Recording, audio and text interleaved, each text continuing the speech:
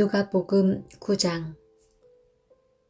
예수님께서 12제자를 부르시고 이들에게 귀신을 이기고 병을 고치는 능력과 권세를 주셨습니다. 그리고 하나님 나라를 전하고 병을 치료하라고 이들을 보내셨습니다. 예수님께서 말씀하셨습니다. 여행을 위해 아무것도 챙기지 마라. 지팡이나 가방이나 또는 빵이나 돈이나 챙기지 마라. 옷도 두 벌을 준비하지 마라. 어느 집에 들어가든지 떠날 때까지 그 집에 머물러라. 만일 너희를 받아들이지 않으면 그 마을에서 나올 때에 내 발에서 먼지를 털어버려라. 이것이 그들에게 경고하는 증거가 될 것이다.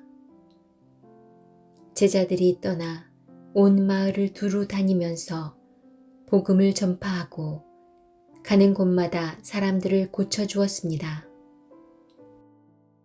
분봉왕 헤롯은 일어나는 모든 일을 듣고 매우 혼란스러웠습니다.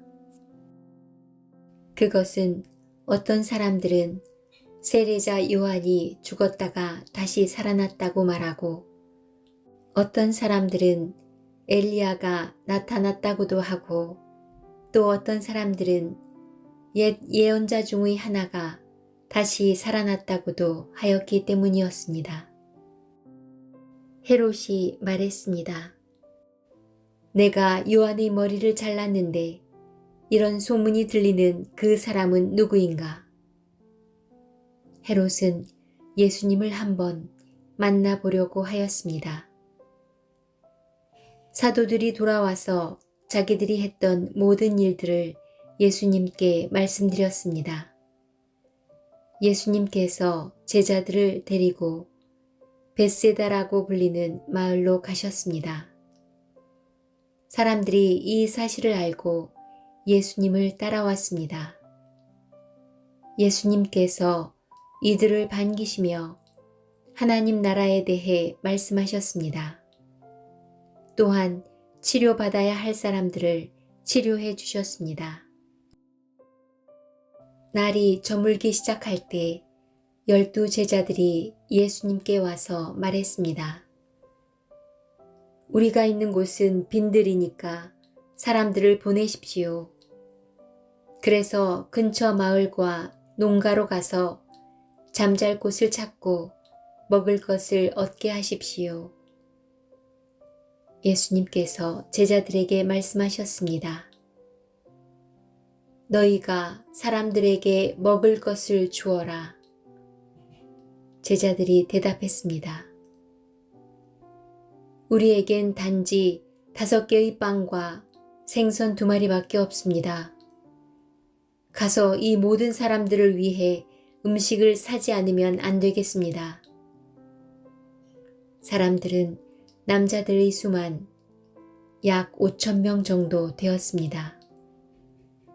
예수님께서 제자들에게 사람들을 50명씩 무리지어 앉게 하여라 하고 말씀하셨습니다. 제자들이 예수님의 말씀대로 사람들을 앉게 하였습니다. 예수님께서 빵 5개와 생선 2마리를 들고 하늘을 우러러보며 감사 기도를 하셨습니다.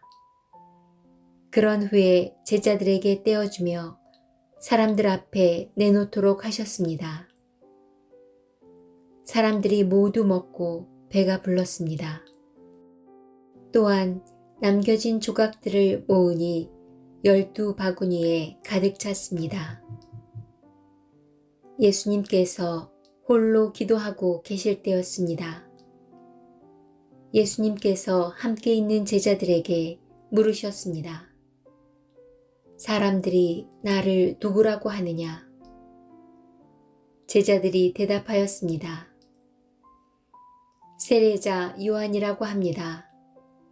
어떤 사람들은 엘리야라고도 합니다.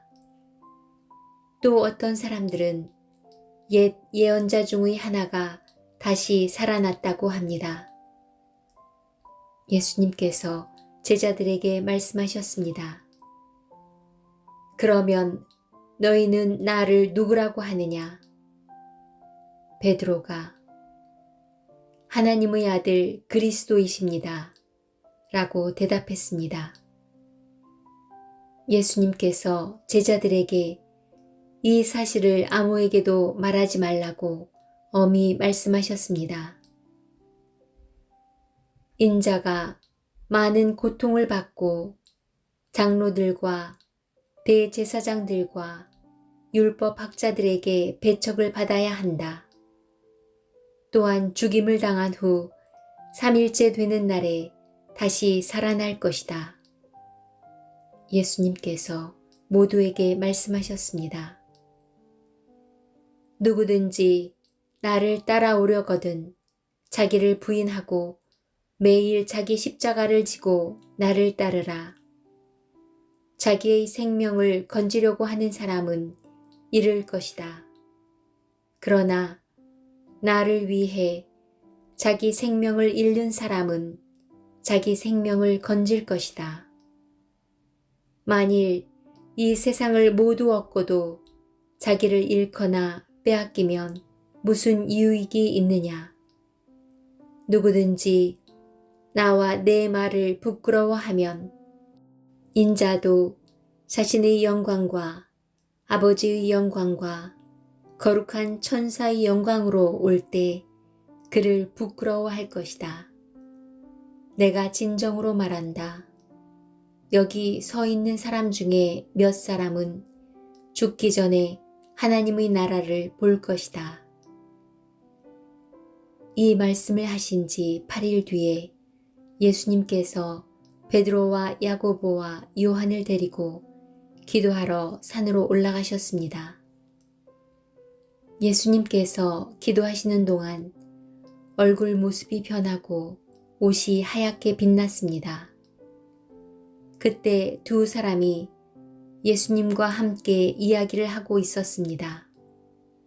이들은 모세와 엘리야였습니다. 그들은 영광스러운 모습으로 나타나 예루살렘에서 이루실 예수님의 죽음에 대해 말씀을 나누고 있었습니다. 베드로와 같이 있던 다른 제자들이 잠을 이기지 못하고 졸다가 깨어났습니다. 그리고 예수님의 영광을 목격하고 다른 두 사람이 예수님과 함께 서 있는 것을 보았습니다. 모세와 엘리야가 떠나려고 하자 베드로가 예수님께 말씀드렸습니다. 선생님, 우리가 여기 있는 것이 좋겠습니다. 저희들이 천막 셋을 세우겠습니다. 하나는 선생님을 위하여, 하나는 모세를 위하여, 또 하나는 엘리야를 위하여 말입니다. 베드로는 자기가 무슨 말을 하는지도 알지 못했습니다. 베드로가 이 말을 하고 있을 때 구름이 일어나서 그들을 뒤덮었습니다. 제자들이 구름 속으로 들어가게 되자 두려워하였습니다. 구름 속에서 소리가 났습니다. 이는 내 아들, 내가 택한 자이다. 그의 말을 들어라. 소리가 들릴 때 예수님만 홀로 서 계셨습니다. 제자들은 입을 다물고 자신들이 본 것에 대해 아무에게도 말하지 않았습니다. 다음 날 산에서 내려왔을 때 많은 사람들이 예수님을 맞이했습니다. 그 사람들 중에 한 사람이 예수님께 외쳤습니다. 선생님, 제 아들의 병을 고쳐주십시오. 하나뿐인 아들입니다. 악한 영이 아이를 사로잡으면 갑자기 아이가 소리를 지릅니다. 또 아이에게 경련을 일으켜 입에 거품을 물게 합니다. 그리고 아이에게 상처를 입히며 여간에서 떠나려고 하지 않습니다. 제가 선생님의 제자들에게 쫓아달라고 간청하였지만 그들은 할 수 없었습니다. 예수님께서 대답하셨습니다. 아, 믿음이 없고 비뚤어진 세대여. 내가 얼마나 오랫동안 너희와 함께 있으면서 참아야 하겠느냐. 내 아들을 이리 데리고 오너라. 소년이 올 때 마귀가 그를 넘어뜨려 경련을 일으키게 하였습니다.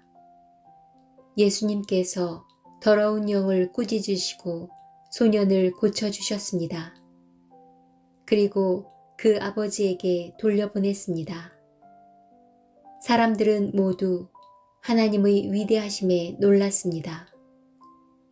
사람들이 모두 예수님이 하신 일을 보고 놀라고 있을 때 예수님께서 제자들에게 말씀하셨습니다. 너희는 이 말을 귀담아 들어라. 인자가 사람들의 손에 넘겨질 것이다. 그러나 제자들은 이러한 예수님의 말씀을 이해하지 못하였습니다. 제자들이 이해하지 못하도록 그 뜻이 감추어져 있었습니다. 또한 제자들은 이 말씀에 대해 예수님께 묻기를 두려워하였습니다. 제자들 사이에 누가 가장 큰 자인가를 놓고 말다툼이 일어났습니다. 예수님께서 제자들이 마음속으로 무엇을 생각하는지를 아시고 한 어린이를 옆에 세우셨습니다. 그리고 말씀하셨습니다. 누구든지 내 이름으로 이런 어린이 하나를 맞아들이는 사람은 나를 맞아들이는 것이다. 또한 누구든지 나를 맞아들이는 사람은 곧 나를 보내신 분을 맞아들이는 것이다. 너희 중에 가장 작은 자가 가장 큰 사람이다. 요한이 대답했습니다. 선생님, 어떤 사람이 선생님의 이름으로 마귀를 내쫓는 것을 보았는데 그 사람이 우리와 함께 다니지 않으므로 그렇게 못하게 막았습니다. 예수님께서 요한에게 그를 막지 마라. 너희를 반대하지 않는 사람은 너희를 이롭게 하는 사람이다. 라고 말씀하셨습니다. 예수님께서 하늘로 올라가실 때가 가까워 오자 예수님께서는 예루살렘에 올라가기로 하셨습니다. 예수님께서 사람들을 미리 보냈습니다. 그들은 가서 예수님을 모실 준비를 하려고 어떤 사마리아 마을로 들어갔습니다. 그런데 마을 사람들이 예수님께서 예루살렘을 향하여 가시는 것을 반기지 않았습니다. 이것을 보고 예수님의 제자인 야고보와 요한이 말했습니다. 불이 하늘에서 내려와 이 사람들을 모두 태워버리라고 하면 어떻겠습니까? 그러나 예수님께서 그들을 꾸짖으셨습니다.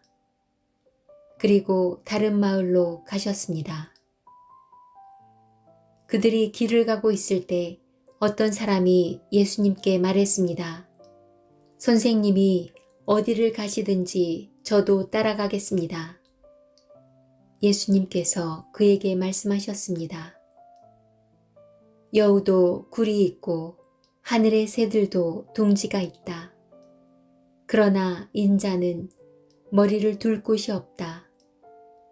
예수님께서 또 다른 사람에게 말씀하셨습니다.